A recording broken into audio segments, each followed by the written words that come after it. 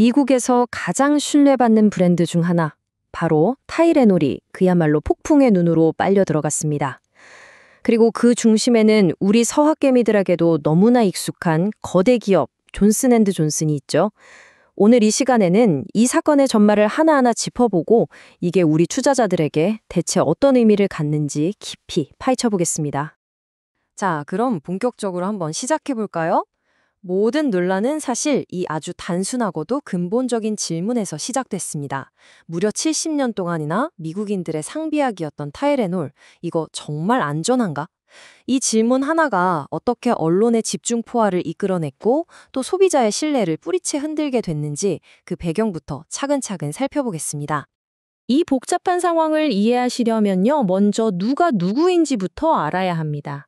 모든 역사를 함께 해온 원조 존슨앤존슨이 있고요. 그리고 2023년에 새롭게 독립한 캔뷰가 있습니다.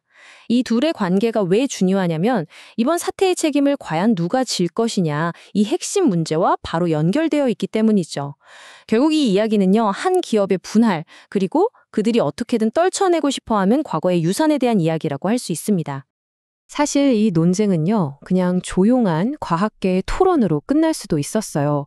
그런데 여기에 정치가 끼어들면서 판이 완전히 커져버렸습니다. 백악관 기자회견이 어떻게 이 문제에 기름을 붓고 순식간에 전국적인 이슈로 만들었는지 한번 보시죠. 자, 이 선언에서 주목할 점은 바로 그 단정적인 어조입니다.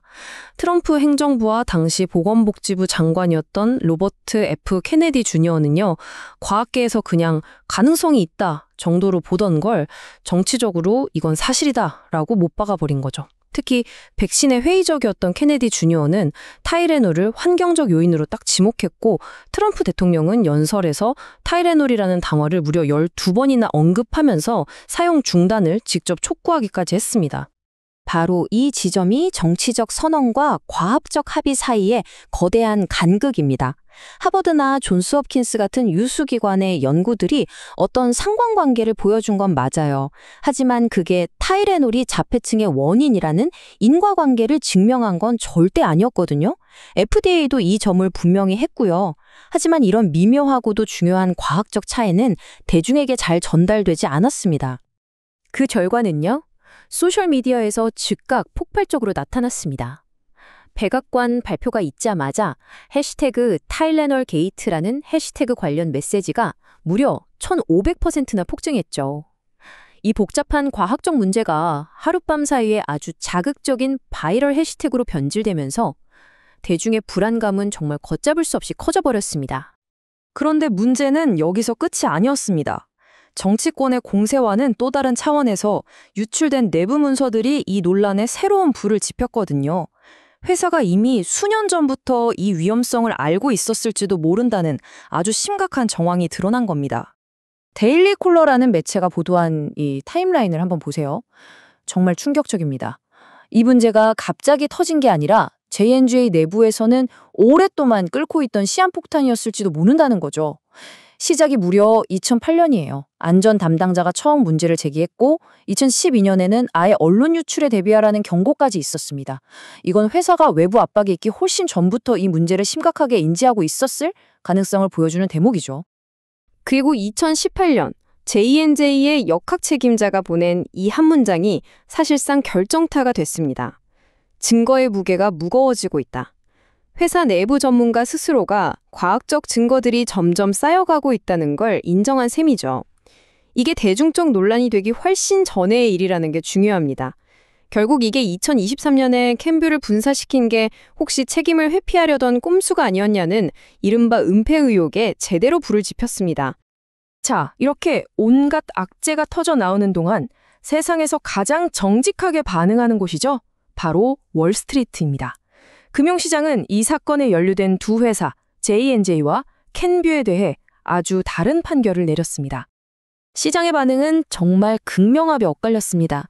타이레놀을 현재 만들고 있는 캔뷰, 이 캔뷰 주가는 한 달 만에 20%나 폭락하면서 직격탄을 맞았죠. 그런데 그 전 주인인 존슨앤드존슨은 어땠을까요? 고작 2% 하락. 이건 뭐 거의 미동 수준에 그쳤습니다. 대체 왜 이렇게 엄청난 차이가 발생했던 걸까요?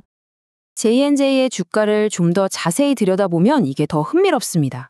발표 직후에 거래량이 50%나 급증한 걸 보면 시장이 분명히 충격을 받긴 했어요. 개인 투자자 심리도 순식간에 얼어붙었고요.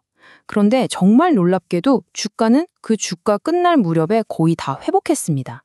이 빠른 안정화, 이게 바로 J&J의 저력을 보여주는 대목입니다. J&J가 이렇게 안정성을 유지할 수 있었던 비밀은 바로 이 사업 구조에 있었습니다. J&J는 더 이상 타이레놀 같은 소비재 회사가 아니죠.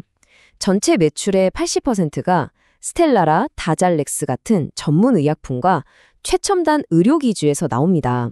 다시 말해 타이레놀 이슈 하나로 흔들기에는 J&J는 너무나 거대하고 또 잘 다각화된 공룡이었던 겁니다. 그렇다면 이 모든 사태가 거대 기업 존슨앤존슨의 미래에 궁극적으로 어떤 의미를 가질까요? 우리 투자자 입장에서 가장 중요한 부분이죠. 긍정적인 측면과 부정적인 측면을 나눠서 한번 분석해 보겠습니다. 투자자들은 지금 딱 이 두 가지 시나리오를 놓고 저울질하고 있습니다. 긍정적으로 보는 쪽은 J&J가 캠벼 분사로 리스크라는 방화벽을 잘 쳤고 핵심 사업은 여전히 굳건한 저평가 우량주라는 겁니다. 반면에 부정적으로 보는 쪽은 은폐 의혹으로 인한 브랜드 이미지 손상과 이제 막 시작된 집단 소송 리스크를 지적하는 거죠. 과거에 6만 명 이상이 소송을 걸었던 그 베이비 파우더 사태처럼 말입니다. X의 한 트레이더가 남긴 이 문전이 투자자들의 핵심적인 두려움을 아주 정확하게 포착하고 있습니다. 타이레놀부터 시작해서 그 유명한 탈크 소송까지 이제 J&J의 가장 큰 도전은 연구실이 아니라 법정에서 벌어지고 있다는 거죠. 신약을 개발하는 회사가 아니라 끝없는 소송을 방어하는 거대한 법무법인처럼 변해가고 있다는 아주 냉소적인 시각입니다. 결국 이 모든 사건은 우리에게 아주 중요하고도 본질적인 질문 하나를 던집니다. 현대사회에서 한 기업의 운명을 결정하는 가장 큰 변수가 과연 혁신적인 기술일까요? 아니면 예측이 불가능한 법적, 정치적 분쟁일까요? 존슨앤존슨의 이번 사례는 앞으로 많은 기업들에게 중요한 참고 자료가 될 것임은 분명해 보입니다. 오늘 분석이 도움이 되셨다면 구독 부탁드립니다.